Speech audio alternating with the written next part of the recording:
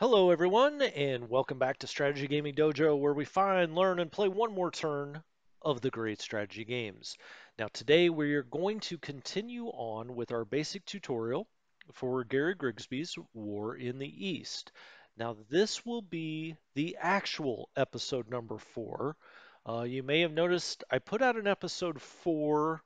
I've now changed that to episode 3.5 in some kind of strange numbering system. And that is because I wanted to start off episode 4 answering some questions, going through some things that I had thought about while recording that episode or episodes 1 through 3, and then it just turned into 30 or 40 minutes, because of course it did. These are incredible games. They're incredibly complicated games in some ways, and so, once you start going down certain paths, it leads you onto other paths, right? And so I decided to make that just episode 3.5, some helpful hints, answering questions, uh, quote unquote bonus content. So I sound like the guy selling Sham Wow. Wait, there's more. Um, so, is that episode what I consider necessary to understand the game? No, I think it does have quite a few helpful things you know, including what version of the game we're playing, security units, fortified units, how things, fort levels work, just stuff that had kind of come up, and maybe is a little more on the intermediate to advanced range. Some of the stuff got into more of the advanced stuff, but hey, you know what? If you're watching this, you like the game, you want to learn how to play the game, we might as well talk about it as we can. And so anyway, I've made that 3.5. This will be episode 4. In this one, we're going to talk about unit stats, and we're going to get on the back of the card of these units. So we're just going to click on this stack of 3. Now, in that helpful hints, episode, I did talk about the fact that no matter what they are, how small or big or type, it does not matter. You cannot have more than 3 counters in any hex. That is the stacking limit. It's not based on men or guns or machines or anything else. It's based on 3 counters. And, the reason they do it that way and don't get more granular than that, that really the only thing outside of a division we have are these regiments that are just broken down 1, 2, 3 parts of a division. And so, they've just decided to keep it fairly easy and simple and say you just can't have more than three of anything in a hex. That includes, headquarters. This is it. We could not put anything else. Now, something of ours could move across that hex. It just can't stop there. So anyway, we have pulled up these units. Now, before we had talked about, here's the infantry division's name, the 123rd. So that will always be the unit name. Underneath it will always be what's called its IHQ, or basically it's the headquarters directly in command of this division. In this case, it is, what is that, the 28th Corps? And so you have division to corps, 28th Corps headquarters, which just so happens to be in the same hex as we are. There it is, the 28th Corps. We are 0 of 5 hexes away from it because we are in the same hex, of course. As long as we're within 5, we are in its command range. And that gives us all kinds of bonuses and benefits that we'll be talking about in the command episode. But just for now, no, it's very good to be within 5 of the core headquarters if you're a division. This says division. This is our soft factor up here. We talked about that in the bonus episode a little bit, the colors. This is movement, attack value, or combat value. I shouldn't say attack, it's a combat value. Movement points, how much it's moved. Then over here we see supply, the abstraction called supply, right? That could be buttons on your uniform, that could be shoelaces, that could be food, MREs. This is fuel, this is ammunition. obviously in very good shape here at the start of the war. It is ready. It could also be in refit mode, which means we would want to move it back from the front at least 10 hexes and get it someplace in supply so this unit can build back up. So if a unit gets beaten down or it needs to upgrade, for instance, and you want it to do it faster, or it needs to just get back into fighting shape, you can click it onto refit, and these units, and we'll talk more about this in supply, the units will fill up faster with reinforcements or upgrades or whatever the case may be. It will happen faster. They get priority when they're on refit. You can also put them in reserve, which is kind of a rest type mode. They will activate under certain circumstances, and then back to ready. Of course, at the start of the war, we'll essentially have everything at ready. Number of men, number of guns, number of AFVs or armored fighting vehicles. Let's go to the back of the card because that's what we're going to do this time. Um, of course, we've got the name here. This is just a unit ID. It's a number the game assigns. This has nothing to do with anything other than maybe it could help you keep track of something. I don't think I've ever looked up unit ID number 101. You would always look for the 123rd here. Then this is the table of organization and elements, the TOE, um, oftentimes just called the table of elements because it's TOE, but it's actually table of organization and elements. But some people just call it the table of elements. What is this? Well, this is what this division is made up of down into its granular component parts. So let's talk generally here. This game is incredibly detailed, incredibly modeled, all the way down to individual squads, individual guns, individual mortars, tanks, howitzers. Uh, you can see it all here. Um, it is modeled down to that level. You don't actually play down to that level, meaning you're not going to decide where one of these 12 50 millimeter anti-tank guns is positioned, or you're not going to decide whether it's in this infantry division or not. The game, is modeled down to that level for combat, but it's not modeled down to that level for what I'll say is human command. I don't want to confuse that with command that we talk about when it comes to a headquarters unit. Let's talk about, you know, the world, the real world. We're commanding these units, right? We're telling them where to go. You do not command down to this level. The game, though, is modeled down to this level for the results it gives you out on the back end. Okay. Um, and also you can see it being modeled down to this level, and I'll tell you how. But first of all, let's just talk about what we see here. First of all, you have experience, okay? And you see experience, all of these elements. That's what we'll call them, elements, okay? This is a unit, the division. What makes it up are the elements. Every one of these elements has its own experience score, okay? It also then tells you how many of them are ready for combat this round, or this turn, if you will, turn one.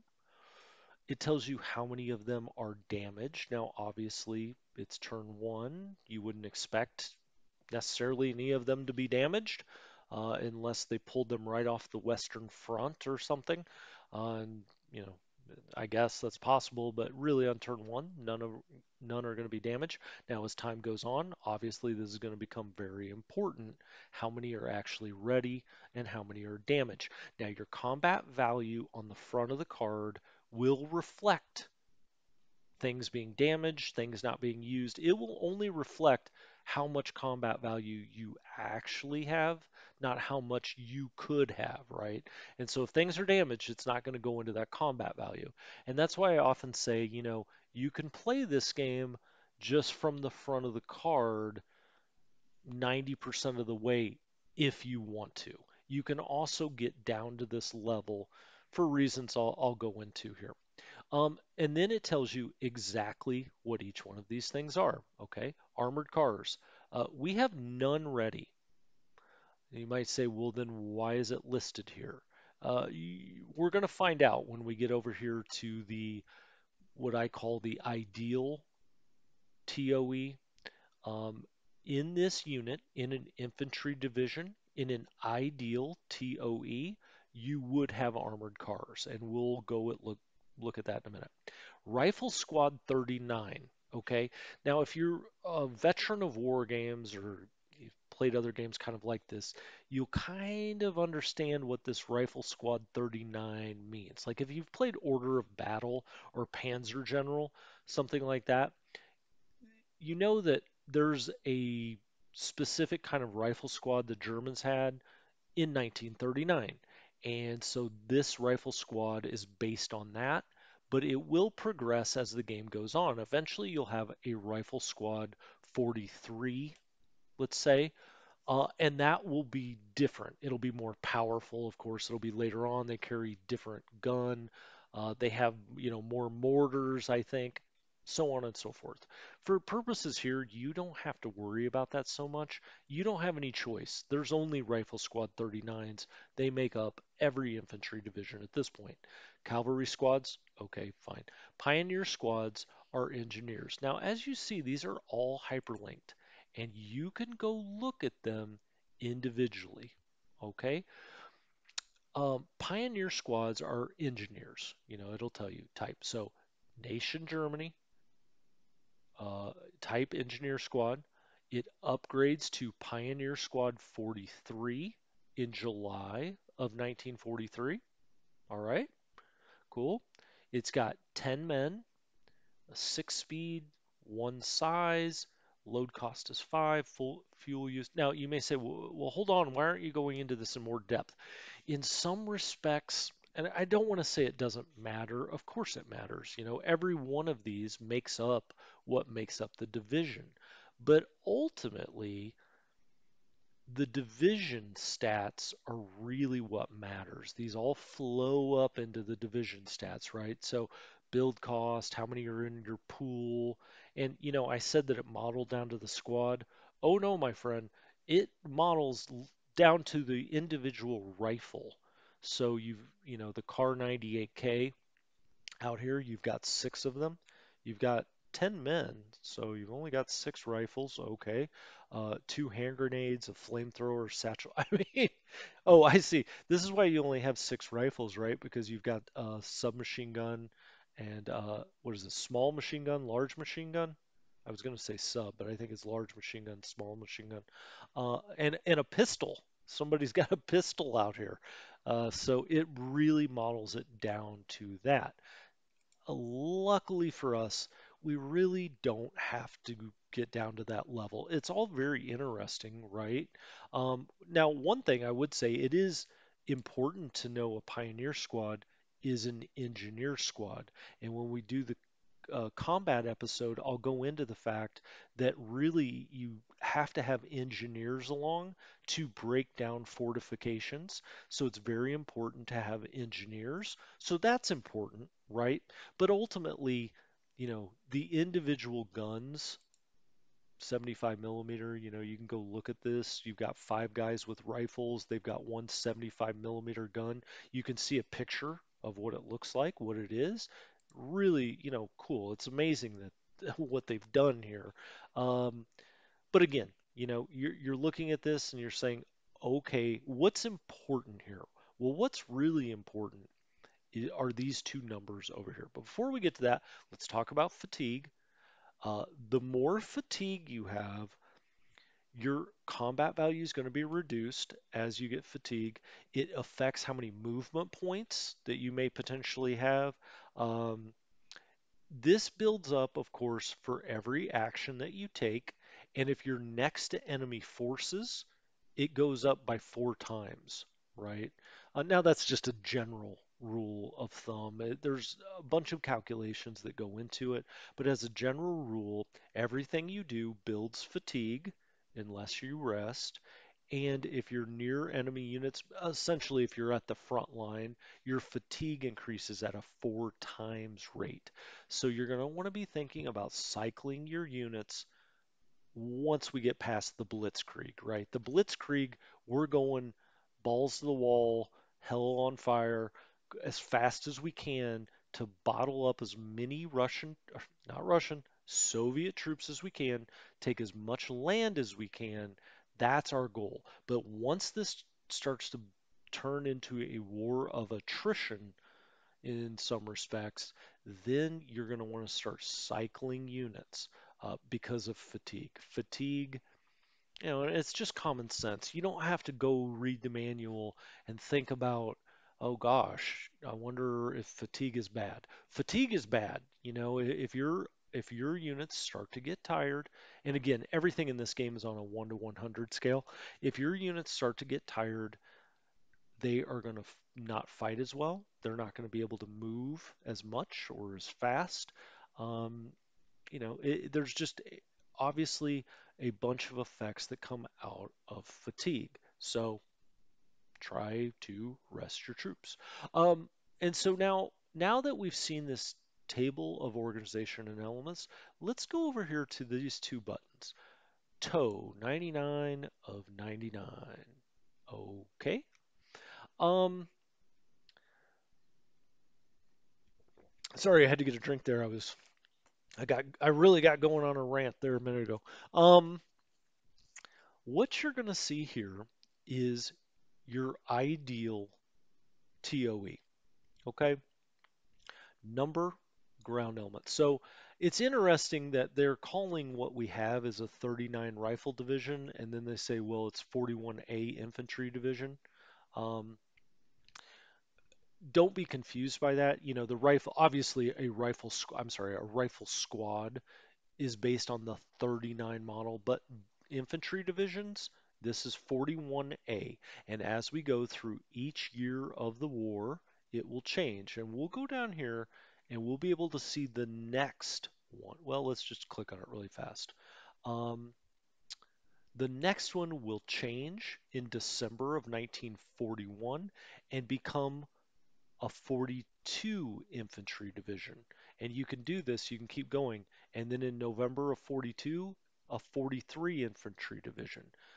But let's just back all the way up here. Um, Switch to, there we go.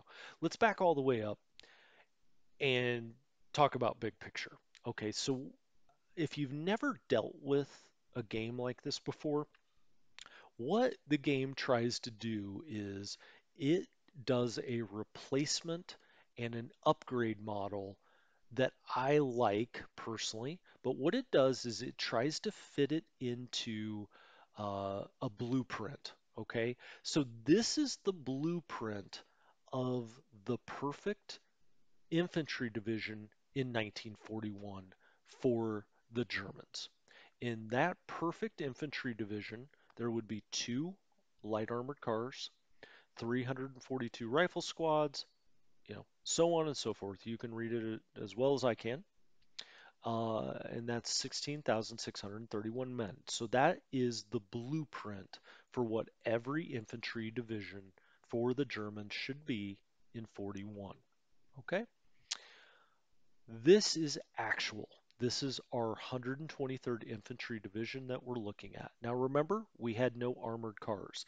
And I said back then, well, it lists armored car, but there are zero. That's weird. Well, it's not weird because what the game does through reinforcements and then later upgrades is it tries to fill out this 123rd Division to be the the blueprint. All right. And so it's fairly close and it'll show you the percentages. We've got no, for whatever reason, production of light armored cars is not at peak efficiency, evidently, because we've got 0%.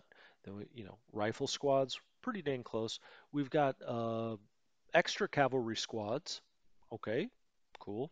Now, to the extent it is not at this percentage, it will either try to pull these in if they're in the pool or they're being produced. They will try to pull it in until they have two.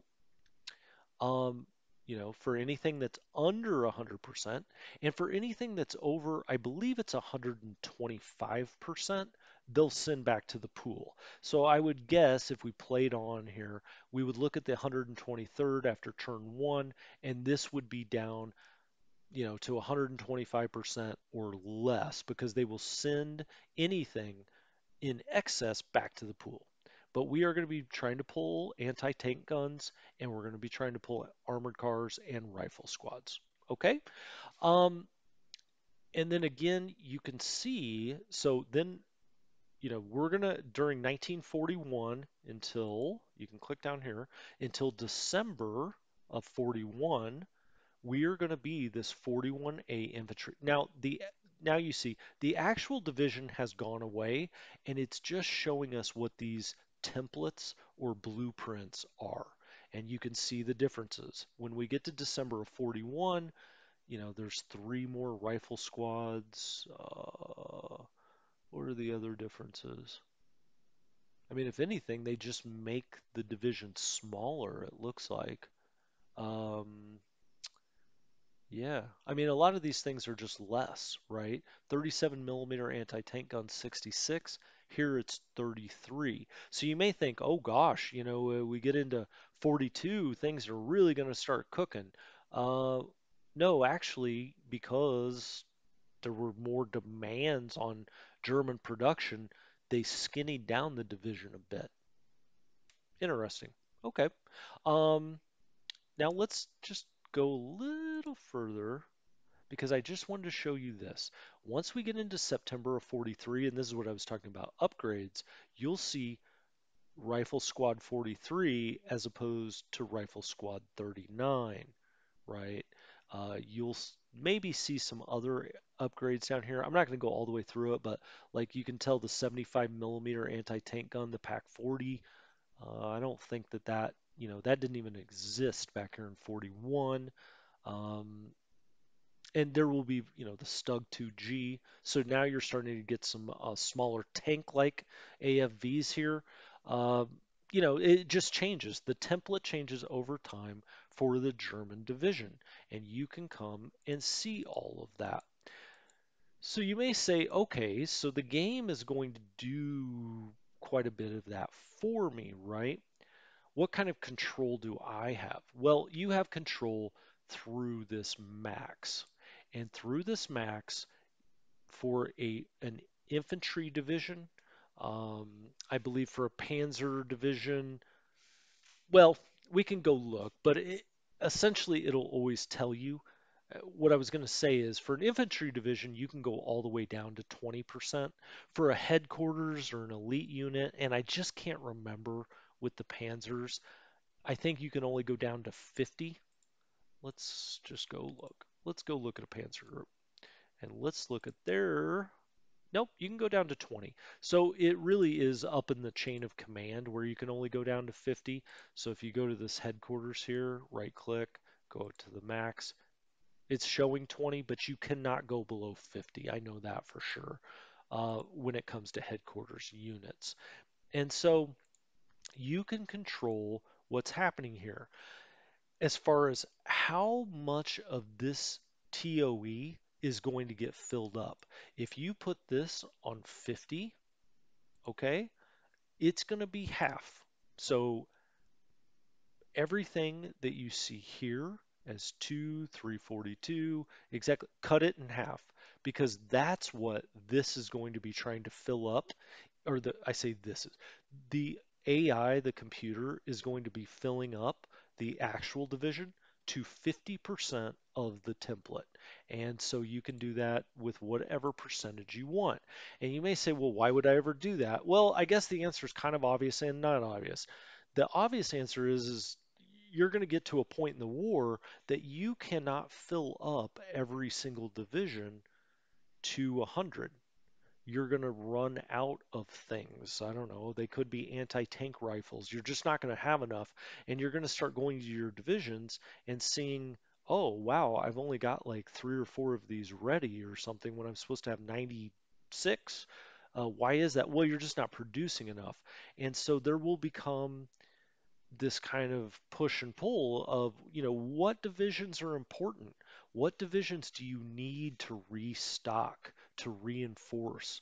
Uh, Let me just give you an example. I'll just make up one. Let's say that we go north and we take Leningrad very early. Okay, we are probably going to leave some units back there in the north. Now, we may send other units towards Moscow to help out there, but the ones we leave behind, we may set their max to 50 because they don't need all of this. They're essentially running garrison. We may even set them all the way down to 20 and just sit them in a town. It would be, quote unquote cheap garrison doing it that way, right? You go max 20.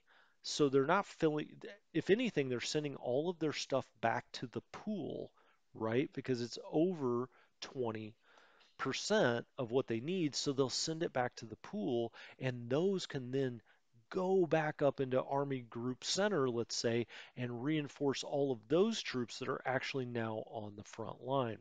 And so units that you are not actively fighting with at that point, you may want to lower this. Now, this is not a huge issue for the Axis until we get to the mud of October, November, and then especially into the winter. Then you have to start picking and choosing which one of your units you want to do what with. Now, you can put some of these on reserve. You can move them back to refit status, where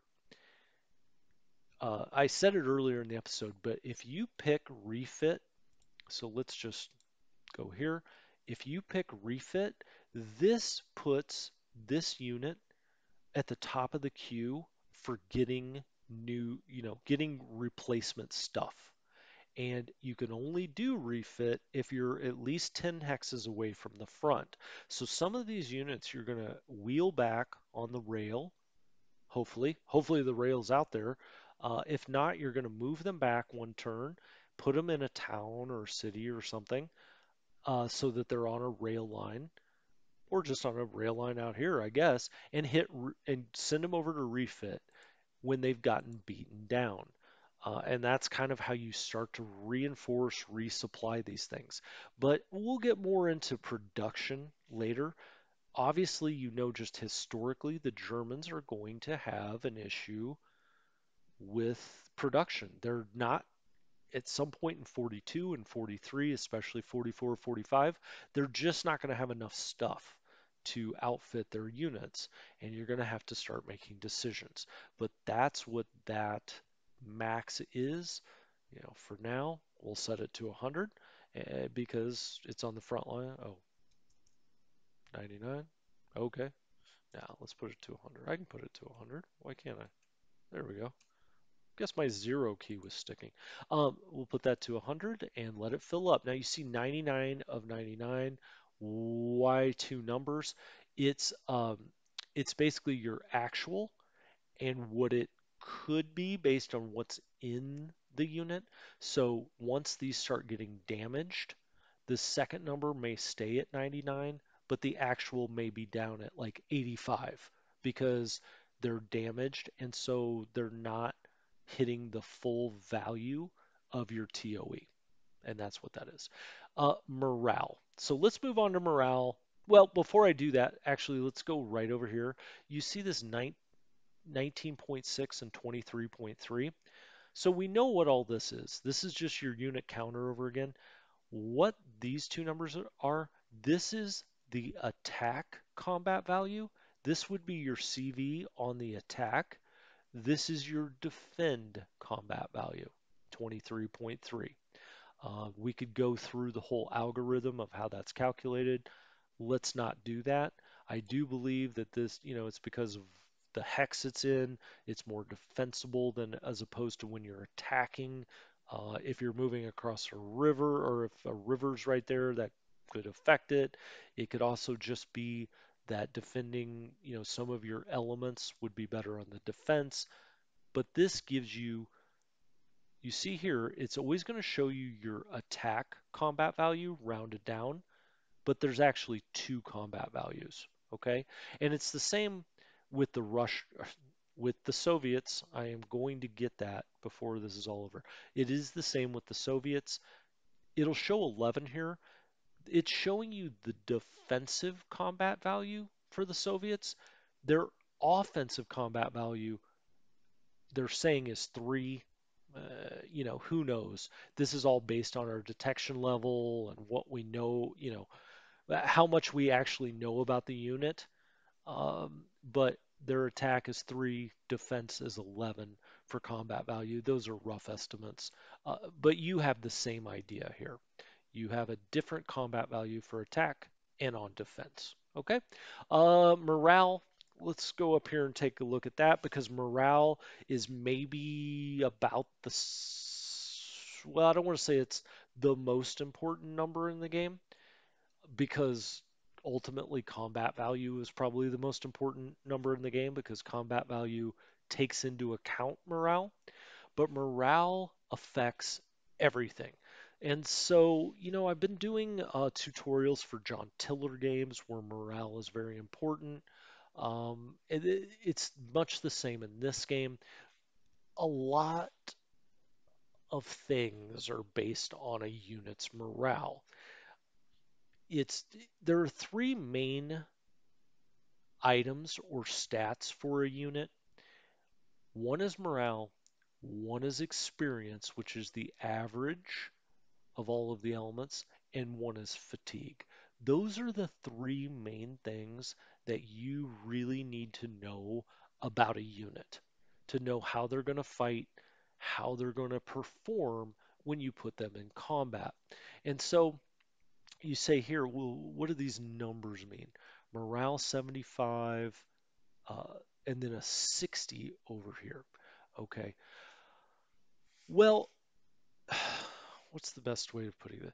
There is a national morale score, and that national morale score is just an operation of the game. There's nothing you can do about the national morale score.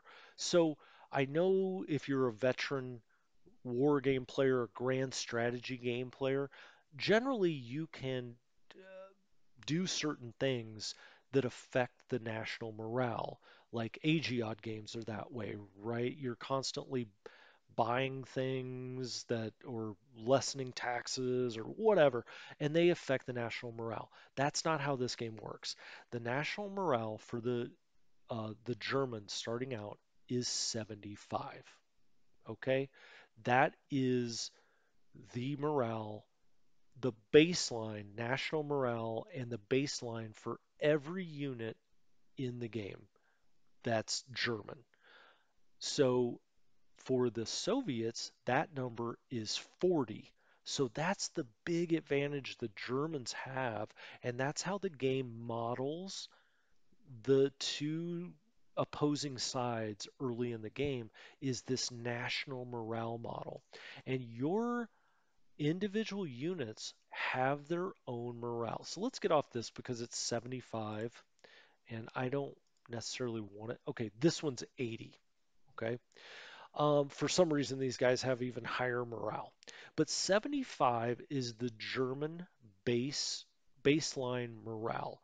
And each unit that you have is going to be constantly trying to move towards 75 in morale because that's the baseline for all German units in 1941. Now that goes down in 1942, it starts to go down, or I think in December, in the winter of 41, it starts to go down. And eventually, by 1945, it gets down to 61 is your base national morale. Okay, what does that mean? Well, when a unit is first created, that baseline is taken into account. That would be the average morale for a unit newly created. Okay?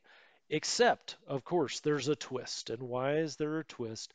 Well, I get to go up here to administration where we talk about options. Yes, I lessened our morale. It's at 80% of 75. Okay, so our base morale is only 4/5 of what it would be otherwise. If you play this on normal, and this is 100%, the base German morale is 75. In our case, it'll be what? What's 20%? It'll be 14 off, almost 15. Let's call it 65. 65 will be our base morale if we play on hard. Meanwhile, we've given the Soviets quite a boost, a 25% boost over 40. So what are we talking about? They're up to 50, right?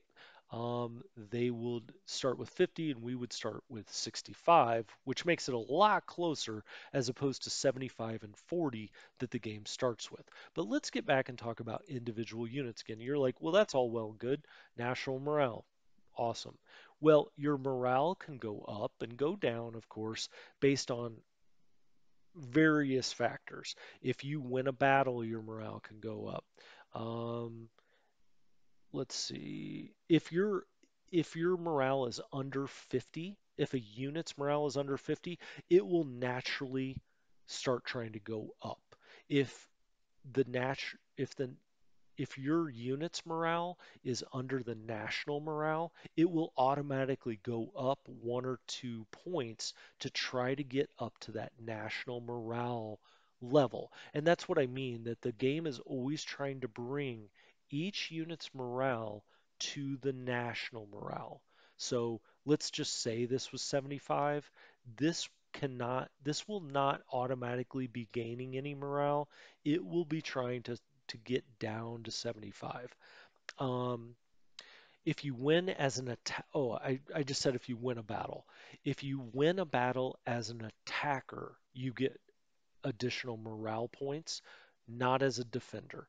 So this is one way to incentivize attack or to reward an attacker is that you get morale points for winning on the attack, not on the defense. When would you lose morale points? Well, if you retreat or you get routed. And we'll talk about that in the combat episode. Basically, if you lose a battle very badly, you get routed, and your whole unit gets displaced back several hexes. But we'll talk about that some other time. But you do lose morale.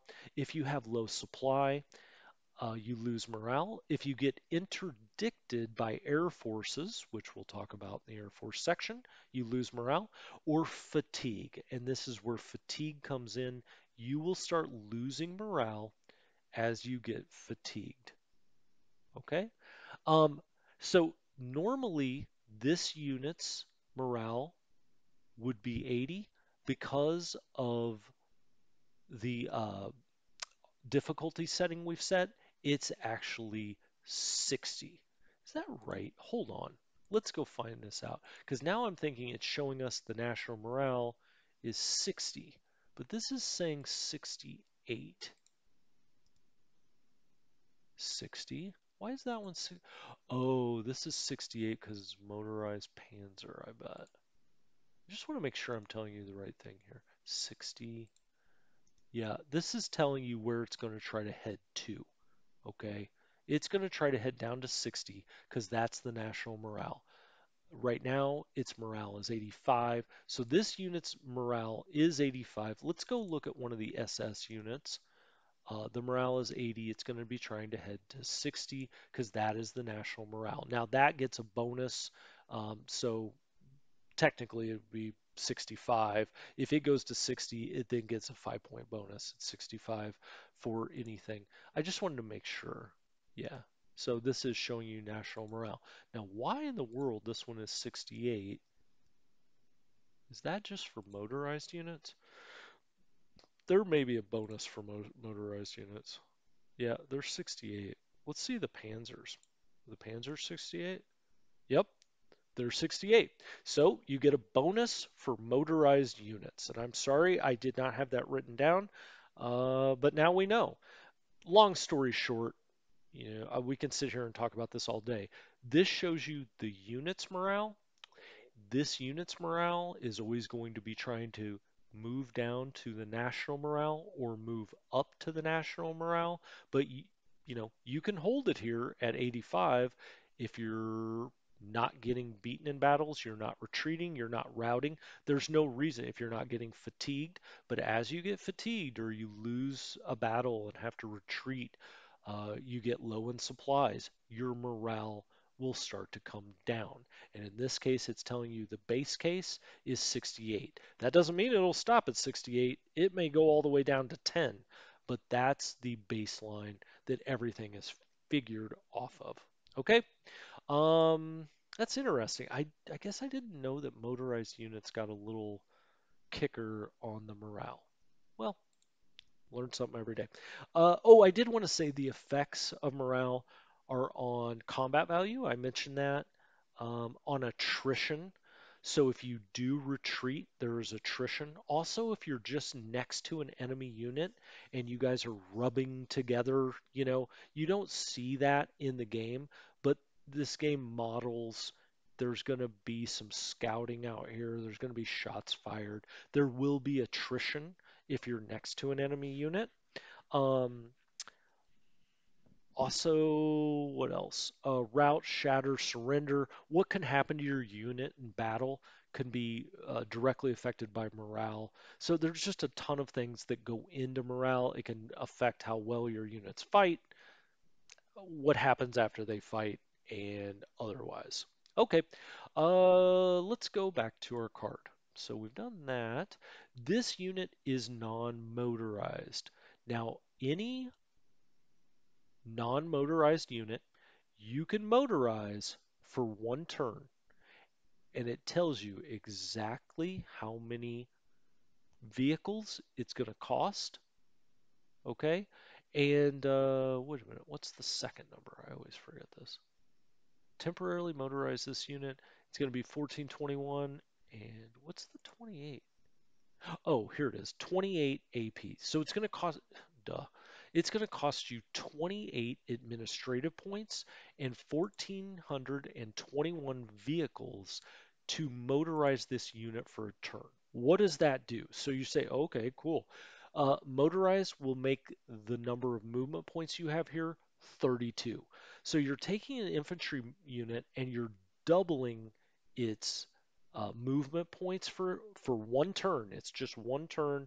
You lose, or this many vehicles become damaged, um, and you spend that many administrative points, but you get double the movement. And you may just need that if a unit just has to get somewhere for some reason, or you're about to lose a town you don't want to lose, or there's an isolated unit somewhere. Now, be careful with that because if you motorize this thing, it's as if in a different kind of war game you get into a column. This thing is moving, right? It becomes very prone to attack, whether by air or by ground. But if something's way in the back and you need to get it somewhere, you can motorize it for a cost. But it will list here as non-motorized. We'll just go over here to the Panzers, look at that, motorized. Okay, simple, right? Look at that. Look at that combat value. 44.1, 70.5. They always round down, so it shows it as 44, but it's actually a 70 on the defense. You can change these in the preferences screen to show offense and defense combat values. But early in the game, I mean, there's no reason to do that as the Axis player because you're always on the offense for the most part, 98% of the time. And so your movement points are actually much more important than your defensive value. But anyway, that's motorized, non-motorized. Let's click on this again. Vehicles and need. This is how many vehicles, obviously, that this division needs to move its stuff to move its supply, to move whatever makes up this unit, it needs 284 to do that. You currently have 267. So eventually, if this gets low enough, it's going to affect your movement points. It may affect how much supply you have. It may affect, how close you are to your TOE. So you always want these vehicles to be as near to need as possible. I'll be honest with you, there's not a ton you can do about that. Ultimately, the Germans have a severe shortage of vehicles to carry their stuff around. That's why the railroad system is so important. You have got to kind of move on the rails. When I say move on the rails, I don't mean move. I mean your strategy, your objectives need to be on rail lines because you need to move as much stuff by rail as you possibly can. And a big part of that is your severe shortage of vehicles to move such things.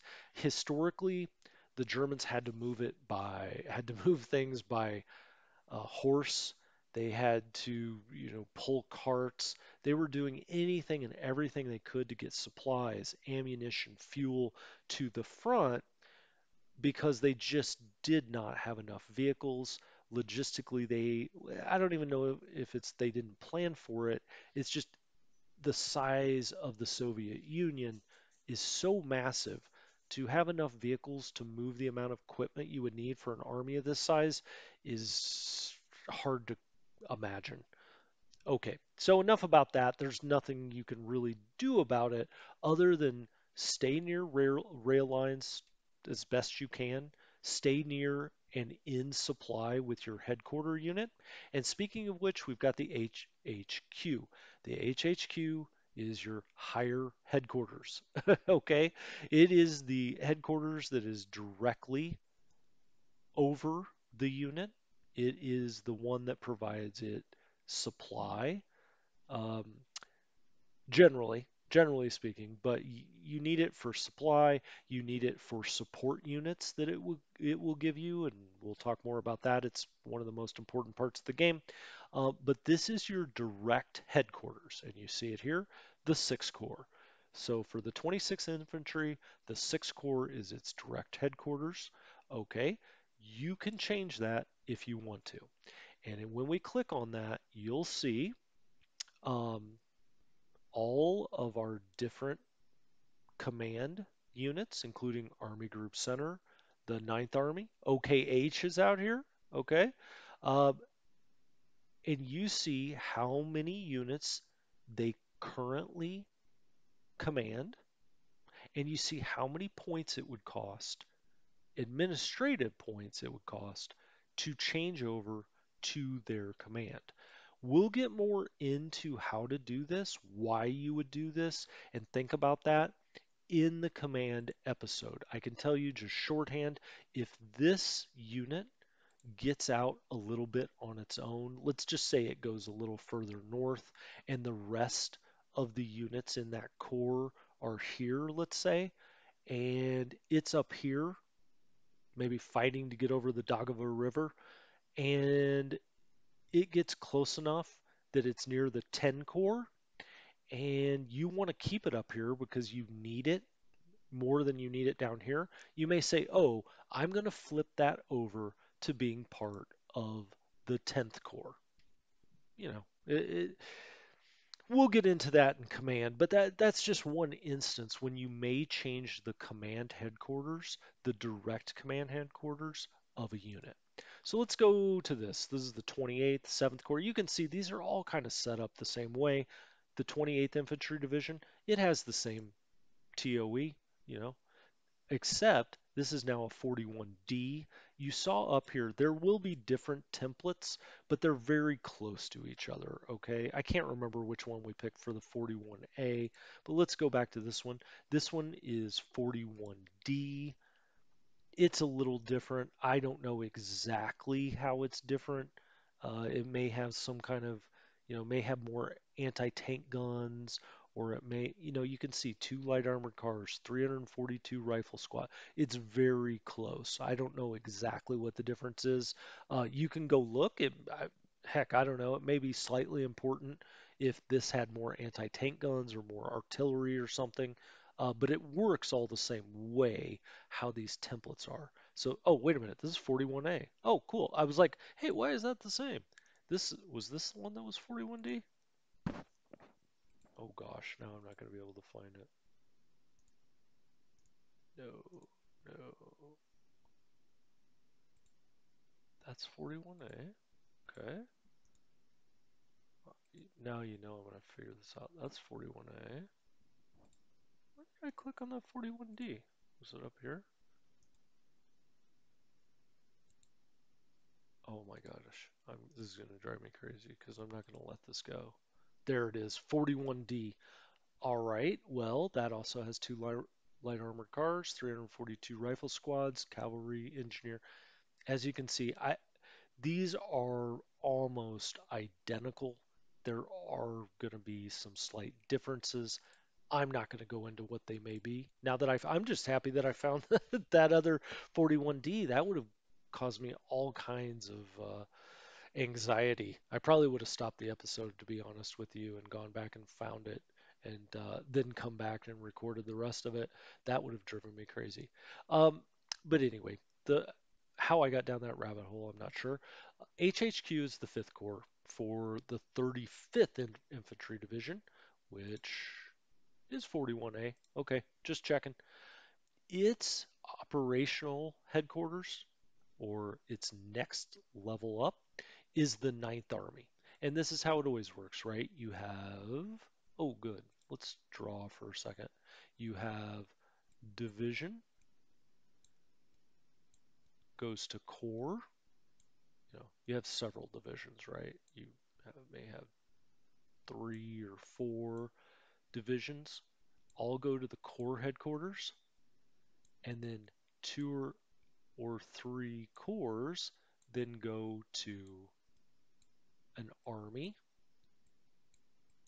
and then 2 or 3, usually 2 armies, go to a army group. So like Army Group Center or Army Group South or Army Group North.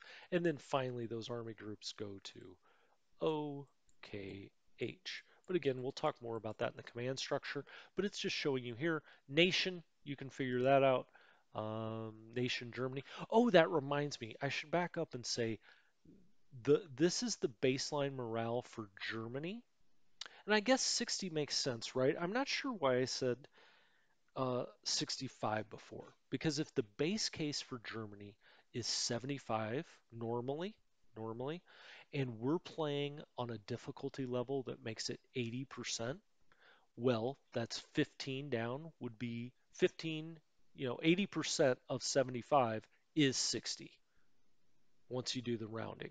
And so this is showing you the base case for Germany. And the morale will always be trying to get back to that. Okay, Ninth Army, Germany. Oh, and I did want to say that every Axis nation is a little different. You'll probably just have to go look at the manual for that. I think Hungary, well, why even look at the manual? Let's go look at a unit down here. Let's go look at a Hungarian unit, and I promise to use the mini map more because I know that drives me crazy when I'm watching a tutorial. Let's look at the 14th Romanian Infantry Division.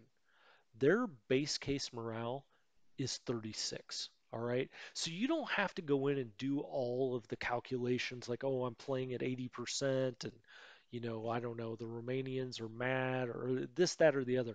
It will always give you what's the base case in parentheses. Whew, I'm glad I went and found that. It's driving me crazy. So that is the base case, and it's different for every country. Okay, so when you have Hungarian troops or Italian troops, uh, always go and look because they're always going to be a little bit different.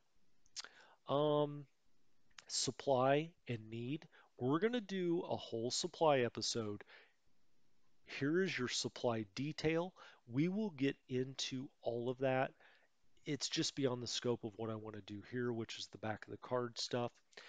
Fuel and need. So, in shorthand, if you don't want to go into the exact details, supply, you're getting seven, or you have 76 units of supply, and this is based on tons. 76 tons, you need 42. Okay, you're in good supply. How did we already know that? Because it shows us that right here, 180%. Fuel, need, same idea.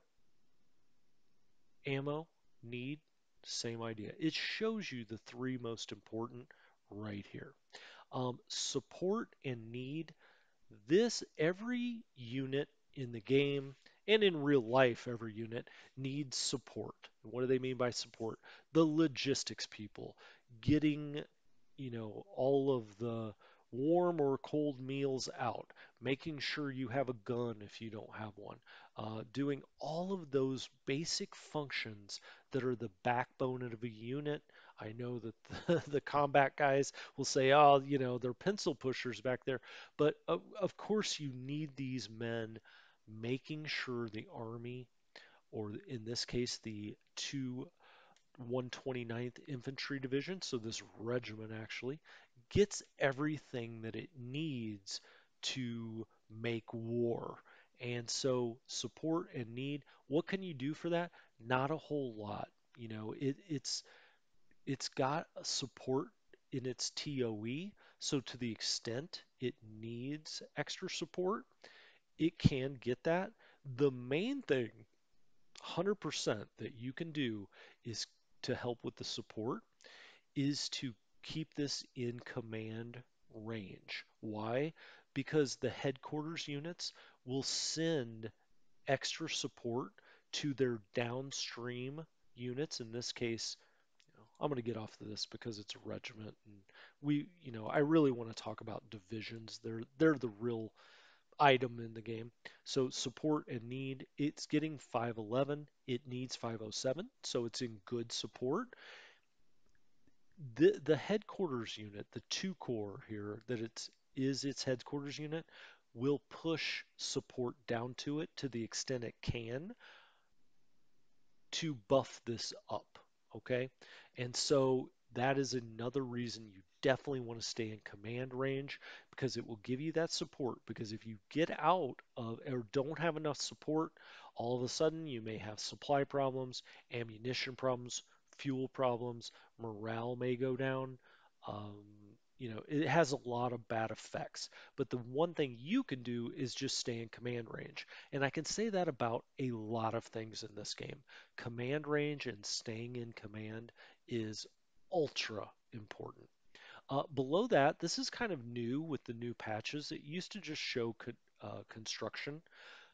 17 is its construction number, 20 engineering, 3 artillery. For now, all I'll say is artillery is important when you are attacking fortifications, of course, as is engineering. Engineering takes apart fortifications. Artillery sends units into disruption and can also have an effect on fortifications. Construction is that automatic digging in that I talked about in the quote unquote bonus episode. Gave you a big bonus today.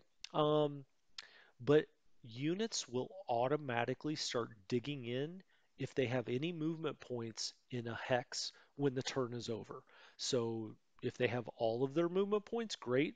If they have less than that, whatever that percentage is, they will start to dig in, con- construct. And you need 50 total construction points for fort levels. So this has all sorts of modifiers, and we may talk about it at some point, but as a general rule, you need 50 construction points in a hex to go up a fort level across a turn.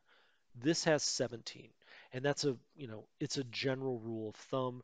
Again, there are modifiers, but as a general rule of thumb, if you had three of these divisions in a hex and they did not move for a turn, by the next turn you would have a fort level of 1 because it would add up to 51. That would kick you up a fort level. that's on a sliding scale. If it costs more to go to a fort level 2. There's a lot that goes into it, well beyond the scope of what we're doing here. Transport costs 3282. What does that mean? 3282 means that's how many. Oh, that's not that number. Not that number. Hold on. Look away. Let's move to rail mode. Okay. And let's take our favorite police unit and go look at it. And its transport cost is 3458. That goes against the rail cap. So when you move this unit by rail, this transport cost, it's going to go 3,458 points against your rail cap. So the transport cost goes into rail and moving it by water. So remember we talked about this is regular naval movement, amphibious regular movement. You will have point numbers for that as well. I don't see them here. I'll tell you where they are if we ever go back over that again. But the point being is really that these units cost that many points to transport by that movement mode. Okay.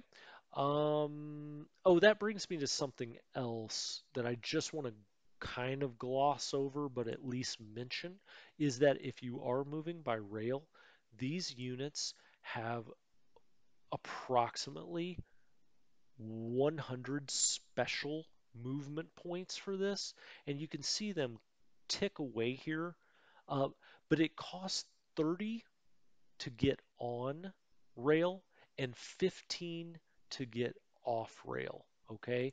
And then as you get off the rail, your movement points that you have left here will be on a proportion of that. Okay. I don't want to get into the algorithm of it. The basic idea is when you get on rail or off rail, it's costing you quite a bit of movement points. If you think of it on a scale of 0 to 100, it costs you 45. So essentially, it costs you half of whatever movement points you have to get on the train and get off the train. Okay, we'll keep it that simple. I always think of it that way, is it's going to cost me half my movement points to move by train.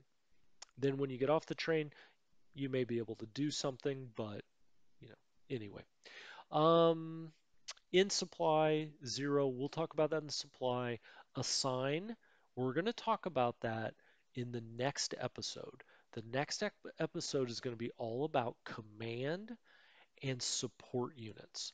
And you'll see that we can draw support units to this unit. Now, these are battalions or companies or regiments. Okay? They are not represented on the map. They are put into these containers, whether they be divisions or corps headquarters or army headquarters or army group headquarters. Those supply units move into and are transferred amongst these containers that we call a unit. So those are support units. They would go into this container, and we will talk about that next time. It's maybe the most important concept in the game, and it's one that I find gives people the most difficulty, but I don't think it's that complicated. If you stick with me for, it may take us 30 minutes in the next episode, but I think I can explain it to you where it'll make some sense. So as always, thank you so much. We're at the hour mark.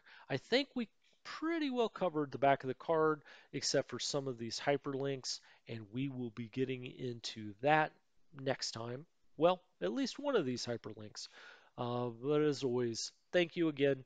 If you haven't subscribed, give me a subscribe, give me a thumbs up, or heck, just leave a comment. Let me know how I'm doing. If you have any questions at all, let me know. I may do another bonus episode. Yay. And there's more. But thank you so much. I really appreciate your time. And until next time, I'll talk to you later. Goodbye.